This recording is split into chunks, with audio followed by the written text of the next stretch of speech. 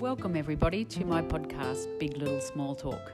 I'm Megan O'Hara-Sullivan and I love to talk, but I also love to listen. If you're new here, welcome. Thanks for joining me today. I hope you enjoy the episode. Welcome listeners to Big Little Small Talk. You're with me, Megan O'Hara-Sullivan, on Community Radio 102.7 FM. On Big Little Small Talk today, we've got a young person called Breanna Humes who has got a big story to tell. In fact, a few stories to tell and one of her own. But I'll leave that for later. Welcome along, Bree. Thank you so much for having me today, Megan. Bree, you're a young Aboriginal girl from Western Australia, I believe. Yes. Can you just explain to me how you ended up in Toowoomba? Okay, so I was born in Canberra, raised by my grandma and my grandfather. Closer towards their retirement, we decided to move over to Western Australia, which is my grandfather's home country.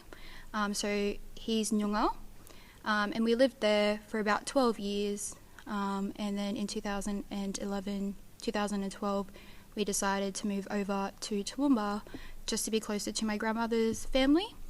It was a bit of a journey. We decided to drive all the way from Perth towards Toowoomba across the Nullarbor, so it was really nice. It was a good transition with the family and coming over this way. So my grandmother, she's Gunditjmara and Jawoyn.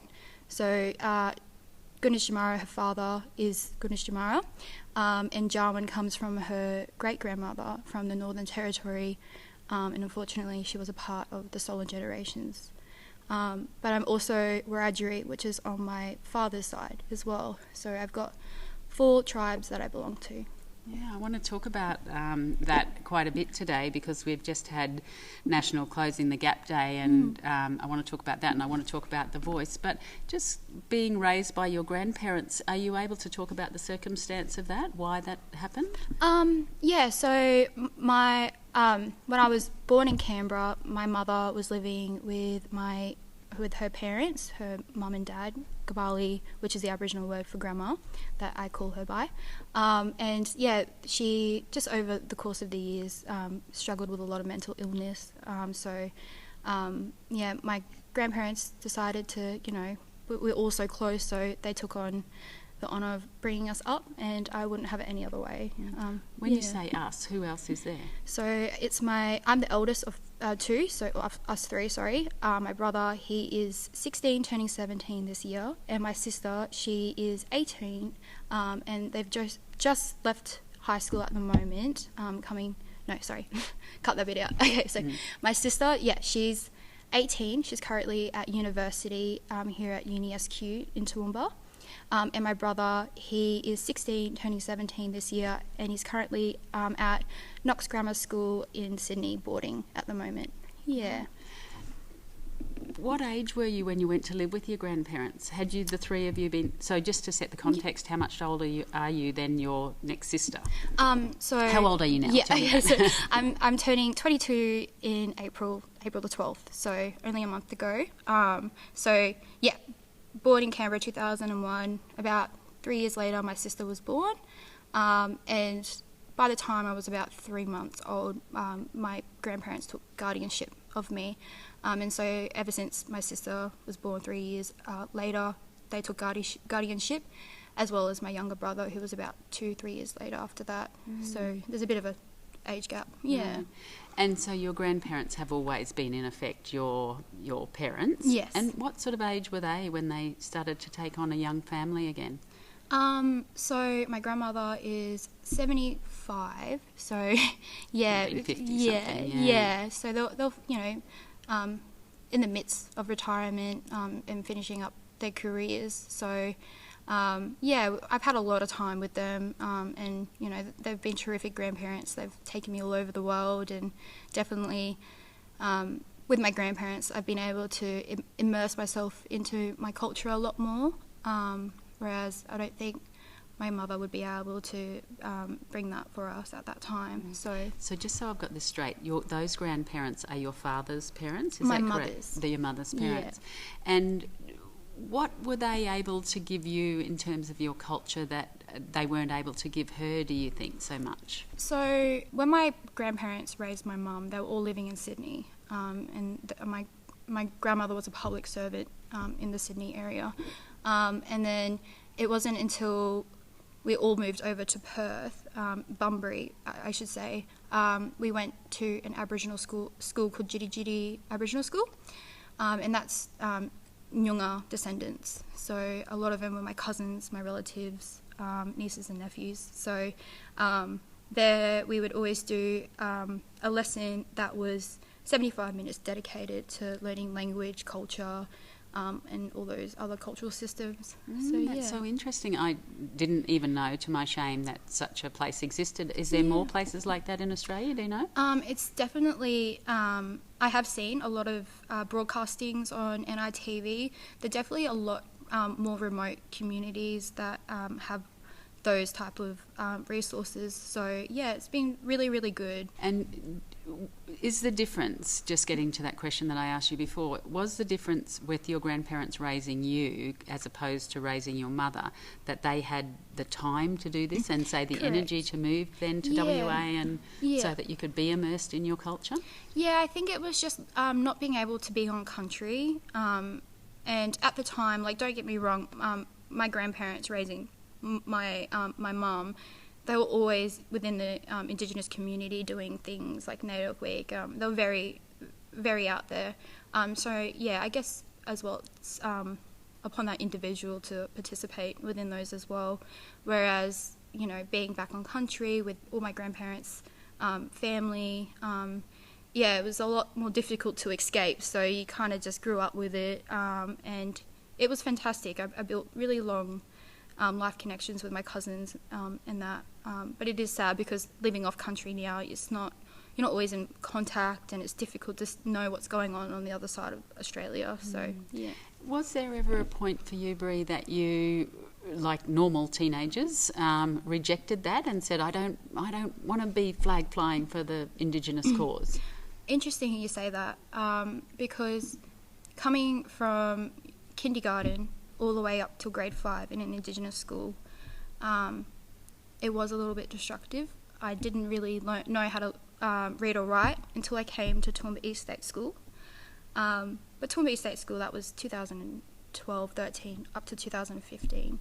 And at that time, there wasn't much culture there. It was a lot, a lot of kids Toowoomba based. There was not many Indigenous kids there, so there wasn't a lot of activities or discussions happening around the school for me to kind of connect with.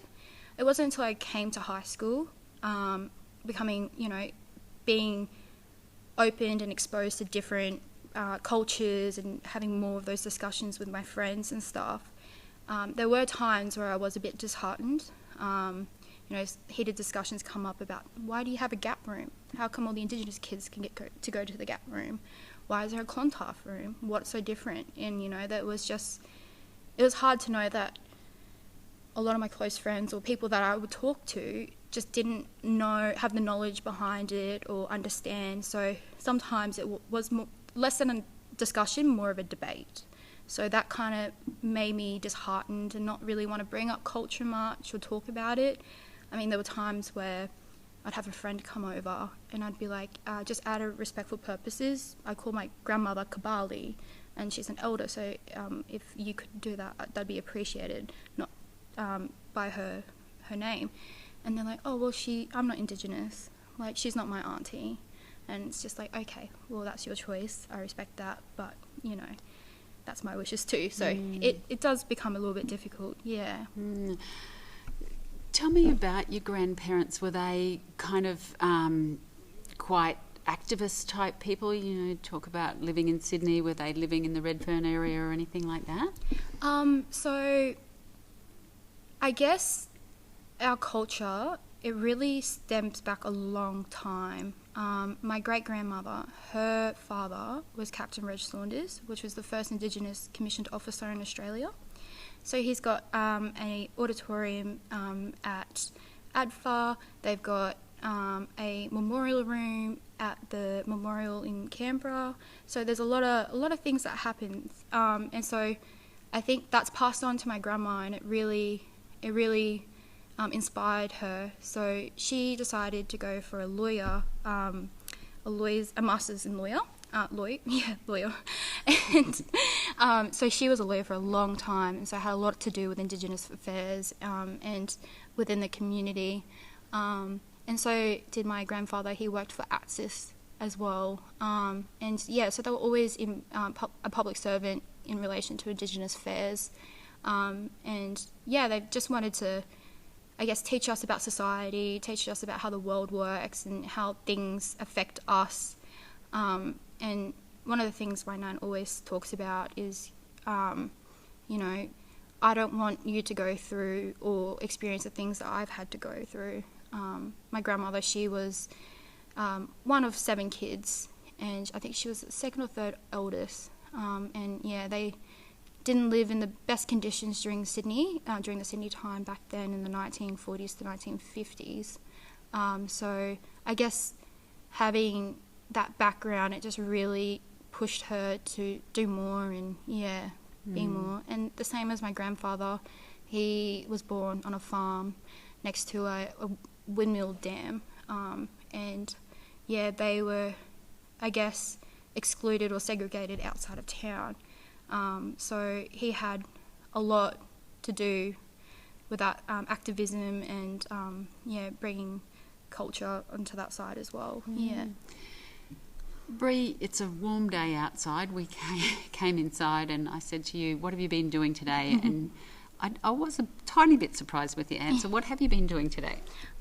So today my immediate family, decided to do a smoking ceremony at my grandmother's house, which was a little bit overdue. We haven't done one for over 5 years and it's always good just to do a cleanse here and there. It's supposed to be, mentally, physically, spiritually, and because my nan's a communal house, I don't live at home, but I always visit there every day. So it's good to have people that come in constantly to be cleansed as well. And that's just to draw any bad energy away. Just any battles you're facing internally, it's good to cleanse that and have a little bit of peace of mind. My partner, he's non-Indigenous, and he came along, and as we're leaving the house, I was like, how do you feel? And he's like, I feel warm. I feel warm and fuzzy. And I was like, good. But also besides, Indigenous people are very open and spiritual, so a lot of my nan and my younger sister were seeing, little things in the corner of their eye popping around and stuff like that. So it could have been anything, but it's just good to have. So what do you mean they were seeing things before the smoking ceremony, and that's part of the reason why you wanted to have the smoking ceremony? Yeah. It's like over the course what sort of things, like bad energy or? I did talk to my nan about that, and she said it's not generally a bad energy. You can pick that up at times. But no, it was just, I think she was just more worried that if that person's, not meant to be here, stuck here, or coming for a message, I just want them to know that I know that they're here. And if they could just go, that would be good. That would be great. Yeah. Who has authority to do the smoking ceremony? Is that your grandmother or your grandfather, or? So it does vary between each clan and culture. They all have their different laws and traditions, and it's really difficult to have a general consensus about it due to colonisation and that. So there's a lot of variance to it. But from what I was told and how I was raised, both on my grandfather and my grandmother, they've always done, like, the elders will do the smoking ceremony, or the hierarchy of the family. It's just, you can either do a song or, speak in language. Unfortunately, we don't have, I guess, the luxury to do that on my grandmother's side. I mean, we do have the dictionary of our language, but it's just having to sit there and, obtain all that information. So, we try to make the most out of it, even though it is kind of our own type. But as long as you feel like you've done something for the family and you all feel connected in that way, I think that's what matters most. Yeah. And you said that yours is a communal house. Is it just your brother and sister and your grandparents still living there, or are there other people living there now too? So my grandfather passed away in 2012, a few months after we arrived in Toowoomba. So it's just my grandmother, my brother and my sister, as well as my auntie and her 3 kids. So my auntie does fly FO, so it's really good to just take the load off of her as well. Yeah. So your grandmother is really pulling that family together, isn't Yes, she? Yeah. And currently she's also raising her 2 other grandchildren from her son, who's in WA, and he's doing a lot of work at the moment. And those kids are just about to finish school, so we just decided to bring the family together. And yeah, they're both 16. And yeah, they're there as well. So there's a few of us. Holy moly! Yeah. But you're right. She's the pull it all together. The peacekeeper. Yeah, she's very vital to our family. Sounds like an incredible woman. Like I think, in a lot of Aboriginal and Torres Strait Islander families, there are these really, really strong women and aunties. And And don't get me wrong. Like my grandmother, her 2 sisters that are left out of the 7 siblings, they're all in Toowoomba, so that was the main reason why we moved here. And they've had a lot to do with the Indigenous community, and they're all 3 of them very, very strong women, and they're just beautiful. Very lucky to have them. Yeah, that connection of family. I'll just remind the listeners that they're in Big Little Small Talk with me, Megan O'Hara-Sullivan, and we're talking to Breanna Humes, who's a young woman with a big story to tell. And Bree, I want to ask you about your time at Toowoomba State High. Mm-hmm. You were the Indigenous co-captain, I believe. Yes, at Toowoomba State High School, correct. Mm-hmm. What sort of an honour was that, or was that out of the blue, or you always, I would imagine you have to apply to do that, and you really wanted it? Yeah, I did. So funny that you say that. Just backtracking real quick, Toowoomba East State School, they didn't really have much culture displayed at the school. And we were doing a grade 7 farewell speech. My nun thought, there's 3 of you, about 4 of you graduating Toowoomba East. Can you do acknowledgement of country? And I thought that was really good, and just to talk, I guess, about it. And that was the start. And ever since then, Toowoomba East State School have done an acknowledgement to country and have persisted with that. And now if you look at it now, like, that was 10 years ago, 7 years ago. If you look at it now, they've got Indigenous murals, they do NAIDOC Week, they've got an amazing program there that they really immerse the kids into culture and, share that awareness. Coming to Mount Lofty, I always wanted to be, one of the prefects or one of the leaders. And I guess it was very competitive. You had really good peers in the school that were intelligent, outgoing, that really fitted that role. So it could be a bit disheartening. But coming into grade 11, I was like, I am going to go for this position. And they didn't actually have an Indigenous captain for grade 12 at that time. So me and my nan and one of my old friends, Sydney, we both thought, hey, how about we do a proposal to the principal and the Year 12 coordinators about myself, Sydney and Kinta, another gentleman, becoming Indigenous captains. And so we wrote up a little letter proposing what we wanted, and sure enough we were able to get that position. Although I really, really wanted to be, just a normal prefect, not in a tokenistic way, but I just thought, not that it was belittling the position, but I just thought, it'd be cool to just be up there as well. So I made it happen though. Yeah. That reminds me of another girl that I interviewed, lovely Heidi Lou, and she told me, she's a model and she's a bigger girl, and she said, I don't want to be known as the plus size model, I just want to be a model. Yeah. Why do I have to have a special category for the plus size? So it's small steps, I suppose. But one of the most other incredible things about you is you spent 5 years in the Air Force Cadets, and you walked the Kokoda Trail. Tell me about that. I was always fascinated with the Army and Air Force growing up. All the yarns about my nan talking about my great-grandfather, going to a lot of the conferences and memorial days and things like that. So my grandmother was like, as soon as you turn 13, we got you into the Air Force Cadets. And it was good because the Army Cadets, they've got hundreds of kids. It's very intimidating, whereas the Air Force Cadets, it's more, a little bit smaller squadron. It's good. And yeah, every Friday we went there, did a lot of learning. You had lectures, did a variance of stuff, always activities on the weekend like bushwhacks and stuff like that. And then it wasn't until actually my final year before I aged out of the cadets that my grandmother saw, hey, they're calling for 2 Wing, which is the Queensland Squadron of Australia for Air Force Cadets. They're looking for cadets to go to the Kokoda track. So we applied. Why you had to do a little bit of an essay why you wanted to join it, and I think I sat in an interview with one of the chief officers, I believe.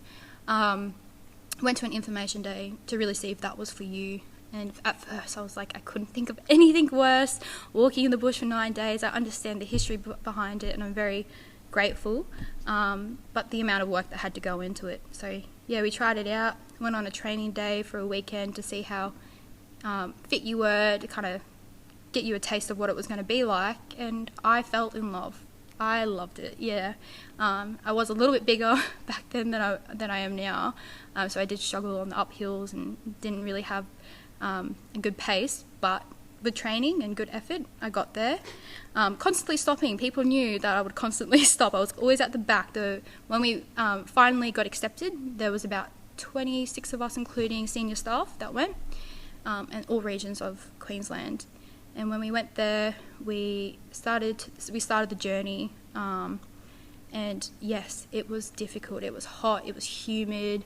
I didn't want to carry my own bag. I hired a carrier person who was Papua New Guinean, Andrew. He was fantastic. He knew exactly when I was going to fall. He would grab my bag and catch me. And I made a promise to myself I would not stop once, even if it hurt. And I kept through that. At the end, we had an award ceremony, and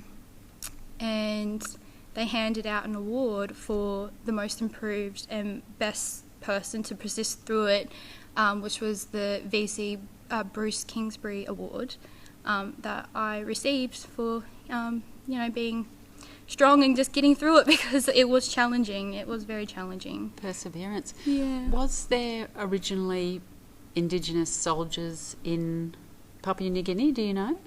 Yes. So the main reason why we went was because my great-grandfather, his brother, Harry Saunders, was tragically killed by a Japanese sniper on the Kokoda Trail. And so, yeah, it was devastating.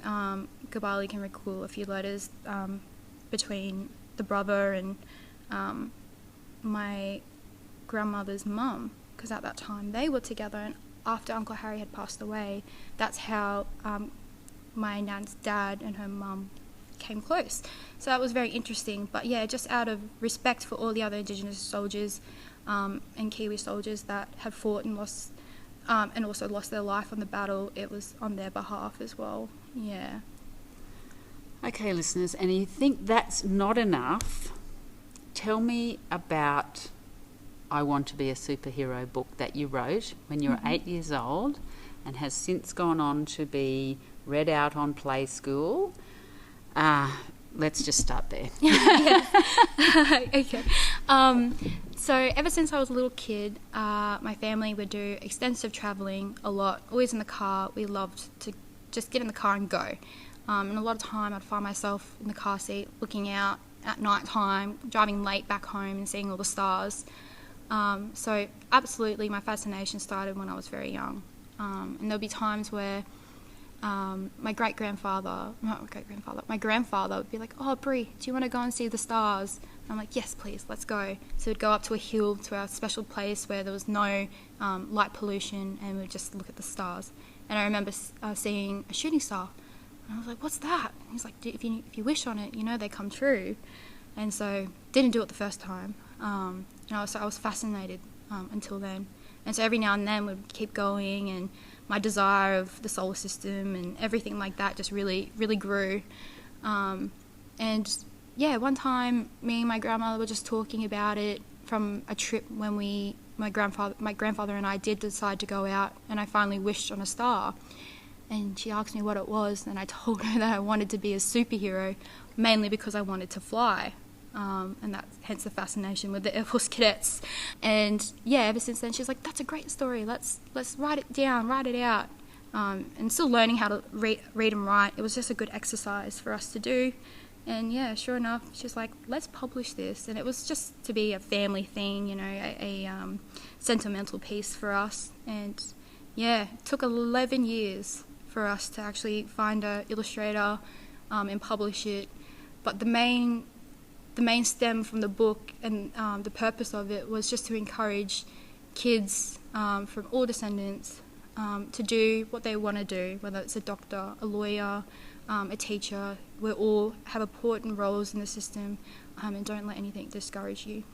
I read a quote that Nicole Nelson, who's from Read Plus, I'm not exactly sure what that is, but said, there's a beautiful innocence and simplicity to the story, and it has fantastic realism to it. So, you know, and then this other one that said the underlying message is we should never stop dreaming, and no matter what others say or how impossible our dreams may be. Tell me about the illustrator, Amblin. I don't even know how to say her surname, sorry. It's Amblin Mulina? Yeah, something similar. I don't want to pronounce it either. I've tried it numerous times, but how did you two connect then?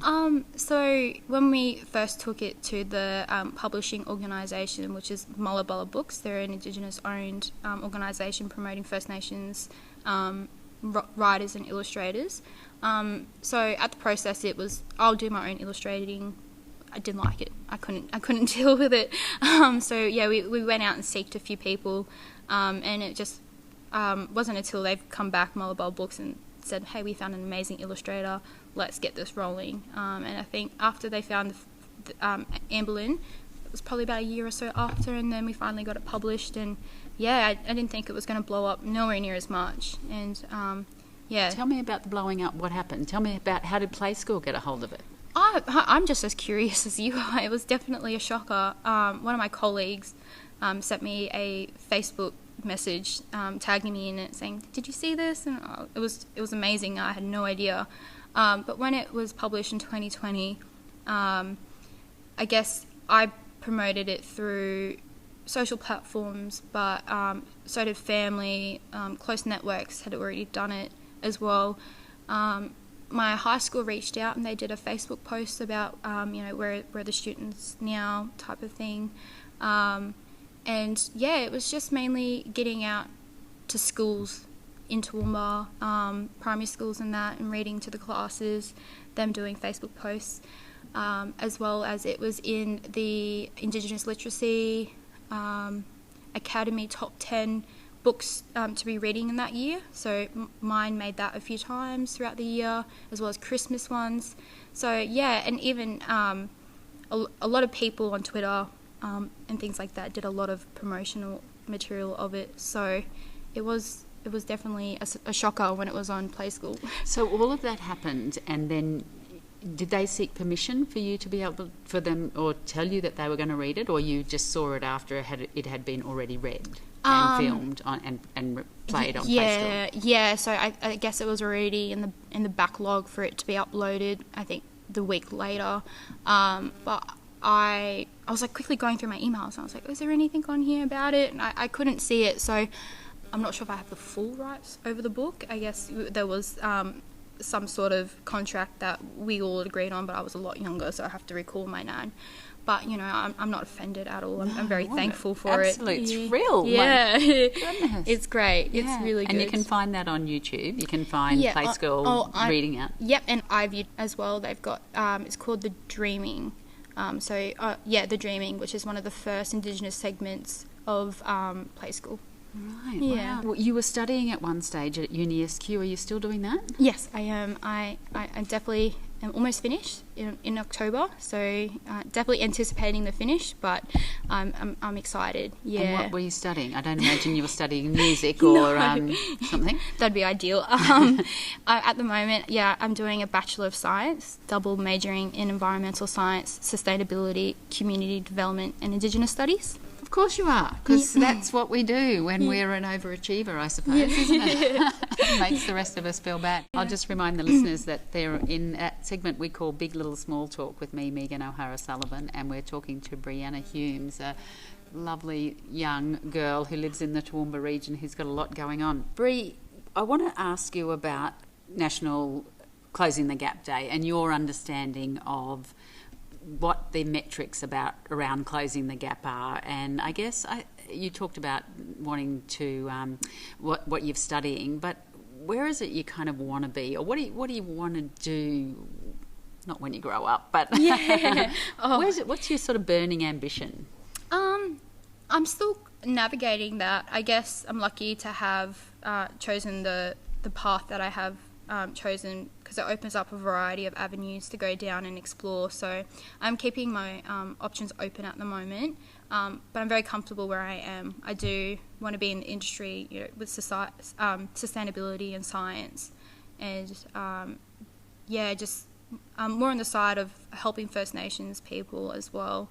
I'm definitely inspired by that as well. So let's just talk about the closing the gap, because closing the gap are things like young Indigenous people not overrepresented in the judicial system, and that everyone has fair chances at education. But some of those rates are not closing. In fact, they're opening. So, how do you feel, and what's your thoughts on that? So it's definitely unsettling and disheartening to know that these government implementations and programs haven't really worked. I guess it's good to know these things and spread that awareness, because it's important leading up to the Voice to Parliament. But from my perspective, doing a lot of study and research specifically in that area, there is a lot of misconsensus, misinformation spreading around statistics, and I don't know them off the top of my head a lot, but there are gaps that are widening in the educational and economic statuses of the area, and I couldn't imagine, regional, it's different compared to remote, so it's definitely something that needs to be worked on.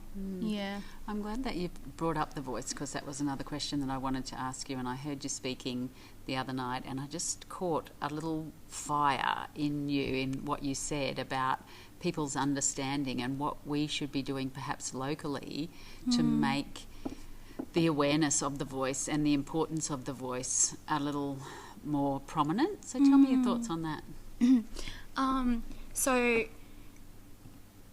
the voice for me, I'm a yes vote. So is majority of my family, and I respect any other choice otherwise.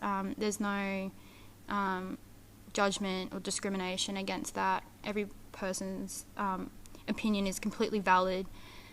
For me, I'm a very logical person. I like to stick to the facts and the numbers, and from what I've seen and heard.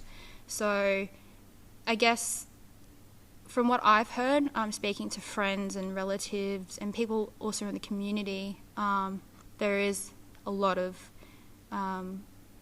political ignorance and misconception circling around the community. And I would ask a lot of my friends that are in their early 30s, mid-20s, and they all kind of say, "What's the voice? What is that?" And it's a shocker. Like, you're like, oh gosh, it's all over mainstream media. I guess maybe my algorithm is fixed to it, so it pops up all the time. But it's different because people have completely different opinions about it. And it's so maybe I can ask you, because even as someone who watches the media a little bit myself, I find it hard to articulate exactly what it is, and I know that's part of the reasoning. They don't want to come out and say exactly what it is because it has to be shaped around what Aboriginal and Torres Strait Islander people want, and they haven't got there yet. And if it's too narrow, then it's... but my understanding is it's... Aboriginal and Torres Strait Islander people will be consulted on issues that affect them. Is that a fair assessment? I think from what I can recall in the context that I am voting for yes for is that there is an Aboriginal and Torres Strait Islander advisory committee and the executive parliaments and members of parliament will present problems or, new policies, bills, anything like that to the advisory committee to just present advice, give direction and guidance on these issues. And now the Parliament and the executives, they have no jurisdiction to abide by those advice. It's simply just a discussion, awareness, just tabling these really hard, difficult discussions to the community. I don't know the facts or the planning behind who will sit on the committee, but I guess that's up to the community's determination to figure that out. But you also have amazing people like Michelle Davies, who is an Indigenous academic from Sydney, I believe. Forgive me if that's wrong. But she does amazing interviews, amazing discussions surrounding the misconceptions of the voice to Parliament and treaty. And I think it's just really up to, if you're interested, just take up your own ability just to do some research and have a look, because I think people forget that it's a racial thing. Like, it's just about Indigenous people. It's just about what they want, but it's also a decision that affects everyone. It affects the wider community. And I did have a lady say to me, like, I've been having this discussion that's been going on for 60 years, 50 years. I can assure you that your grandchildren will be having the same discussion. Well, sorry, I don't want that. My grandmother's been fighting this. My great-grandparents have been fighting this. How long down, the generations will this have to happen? And it's just going to hurt that my grandparents, who are in the middle of it, or, in the heated part of the period where it was going, that they don't get to see the change, that they can't enjoy the rest of their life knowing what had happened. It's difficult.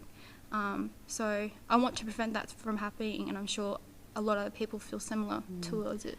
A really great thing that someone said to me the other day was, a friend said, we don't recognise Aboriginal people in our constitution, and the thing about the voice is it's so generous. All Aboriginal and Torres Strait Islander people are asking us to do is for them to have a say. So it's so modest and so generous when, we've come in here and taken over the country, and, there's a lot, I know that there's going to be a lot of listeners who have their own thoughts on that, but, it's just so modest, the voice, and that's all you're asking of us is to let you have a say about things that affect you.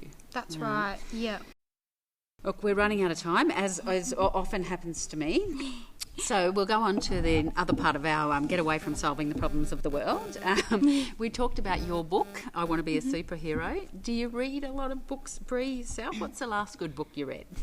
So the last good book I have read, which is I'm currently in the middle of, and it's been an amazing read, is called Good Vibes, Good Life. How to Self-Love is the Key to Unlocking Your Greatness by Vex King. And so this book is targeted towards young adolescent people, I guess, navigating and exploring adulthood in modern society.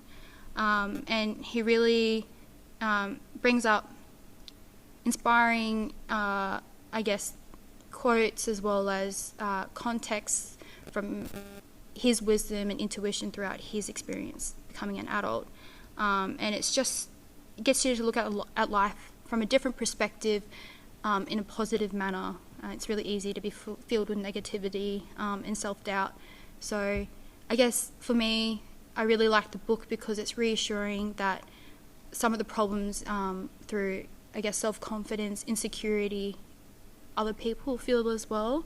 It's not belittling anyone's problems, but it's a peace of mind to know, that there's people out there that you can talk to, and interesting. Really resonates with you. Yes. Yeah, lovely.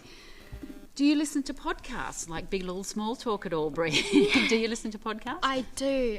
When I have spare time, sometimes at work, just to keep my mind running in the background. I'll listen to a variety of podcast genres, top being Australian true crime, stemming from my grandmother, who's a lawyer. So there's always been that interest and fascination with criminology and things like that. Not that I would ever want to go into that field. It seems a little bit too much for me, but I have a lot of gratitude towards those people that are. But yeah. Tell me this, because I used to watch my kids listening to stuff while they were studying. How can you listen to a podcast and do work at the same time? My brain just does not work that way. This is going to sound very random, but from working at McDonald's, all the binging in the background, white noise, you can block it out. I think it's a skill that you inherit when you start working at Macca's, that's for sure. So I can listen, like, as soon as I hear one word that's interesting, like, I might not be listening to it, but my subconscious is, and I'm like, ooh, what's that? And, like, stop what I'm doing, like, listen for a second, and then block it out and keep going. So it's interesting, yeah, but it's, yeah. That is very interesting, and I didn't know you had a career at Macca's as well at the same time. Yeah. Now, you mentioned before about your partner. You and your partner don't live at your grandmother's place. Yeah. And I hope this isn't the answer to this, but my question is, what's the worst date you've ever been on? It's not him, I hope. No, so I've never been on a worst date before. I'm very, very grateful for that. I've only ever been on one date, and that was 7 years ago with my partner now. So, yeah. And Where did you go on the first date? We went to Sofra in Toowoomba, which is now my favourite restaurant. The ladies, they get a call every now and then asking for all these extra shish kebabs. So I recommend people go there, please. Just on sort of Indigenous language and food, do you or did your grandmother ever sort of cook traditional food, or? Unfortunately, we didn't really have the luxury to do that.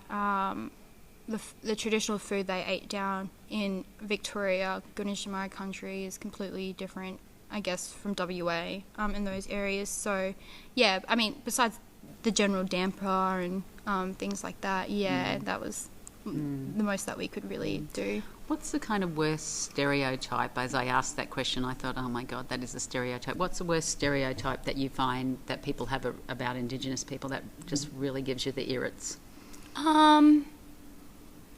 Everything about the stereotypes, especially with this youth crime. All I hear is, oh, those Indigenous kids. Oh, that's not the case though. And it's very, very misfortunate. But as well as the homeless, the, mentally ill, drug addicts, and, my family have people who struggle with those battles and demons in their life. And at the end of the day, I'm very close with those people, and I love them no matter what. And I don't think of them as any different. We're all the same, made out of the same things. So it's very upsetting. I don't judge a book by its cover whatsoever, and it's really good. It's insightful to have a variant of different personalities in life. Yeah, for sure. So going back onto my very light-hearted questions, my next one was going to be, what's the weirdest food combination you've ever tried?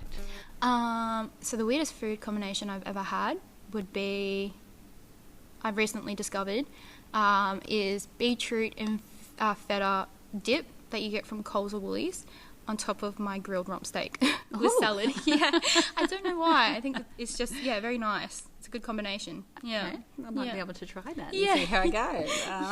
Not so keen on the steak, but we might go for the beetroot and feta. Yeah. What about, now this is probably something a bit more your speed, Bree. If you could ask for a miracle, what would it be? I was actually having a discussion similar to that with my partner today. It would be the winning numbers to the lottery. Oh, really? Yeah. I thought you'd say something about, the freeing all enslaved people? Yeah, or, I did talk to my nan about something similar, and I guess we both came on to the same terms that 5 minutes, if we had a little bit more time, to the 5 minutes to midnight, I guess it's the sustainability clock. Is when the hand goes over midnight, that means that all reversible changes to the impacts of climate change and habitat destruction won't happen. It's irreversible. So 5 minutes to midnight is what that stands for. So if we could just have a little bit more time, and that's what Southern Queensland does. We buy time. We buy time to make sure that we can get the most, sustainable practices in there, get that awareness, engagement, and, really work towards healthier communities. I like that answer much more than the numbers to Lotto. Because seriously, if you had a lot of money, what would you do? I would definitely, and I know people say this, and back in the back of their mind they're like, no, they wouldn't. But I would definitely donate money to research facilities and to universities to really help that time. Help sustainability, help Australia, and So do you think that's what it is? You could do a whole lot more if we had a whole lot of money thrown at the research and development and... in the right hands, with the right people, with the right criteria, I think there would be a lot to be done. I think there's a lot of barriers and, a lot of, I guess, hurdles that people have to do in order to really get organisations to really get the betterment out of those programs and that. Well, that's my thoughtful answer from you, rather than I'd go on a world trip or something. Yeah. Bree, this is probably almost an insensitive question as well, but I ask it of everyone that comes on Big Little Small Talk, and it's who is their favourite royal? Now, as someone who is a First Nations person living in a colonised country, I don't really expect you to answer if you don't want to. Yeah. Well, don't get me wrong. I've always known about Queen Elizabeth after the passing of her and her husband. I was aware of the royal system all the time, so there wasn't any favouritism. I wasn't that familiar with them as a Republican, but I'd say I love the drama of Meghan and Harry though. So I guess the more modernised the better, I guess. Where do you stand on that? Like, what do you think? What do you think will happen long term? How do you think they should be viewed? I guess times are changing. All these big dramatic changes and people coming up with their own plans in life shouldn't really deteriorate anybody else from doing stuff.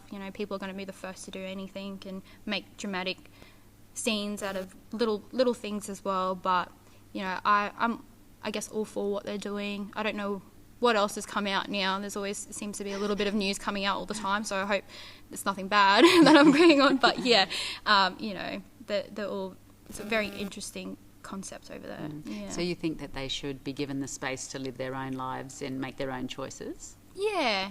I guess if it doesn't impede on, I guess, the jurisdiction and the way that the royal family operates, then sure. But you don't think he's been a dirty deserter? I'm not saying that he is a dirty deserter. I'm interested in your views. Yeah.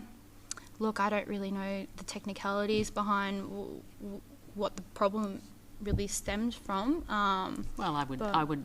If you read it, there's a lot of racism. Meghan has accused the royal family of racism, and I did watch the segment that they released on Netflix. Yeah, a little bit of that, but yeah, just a lot of drama.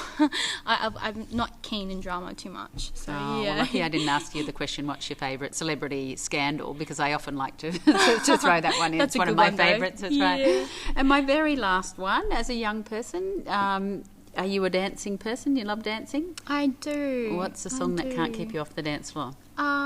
It would be Float On by Modest House. It's a very carefree song. I guess it's a modern equivalent to Don't Worry, Be Happy.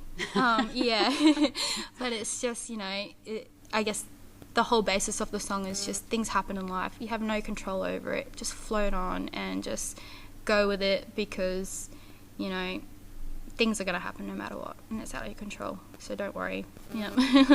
Well, with that, I'm going to say thank you, Breanna, for sharing your story with me today. Thank you. Met you probably, I don't know, maybe a year ago, and I knew straight away you could see that there is a special aura or whatever that surrounds you, and then I think you're going to go on to live a big life. And thank you. Yeah, have a really big life, and thank you so much for being my guest today. I'm privileged. Thank you so much. Have a good day, guys. Thank you.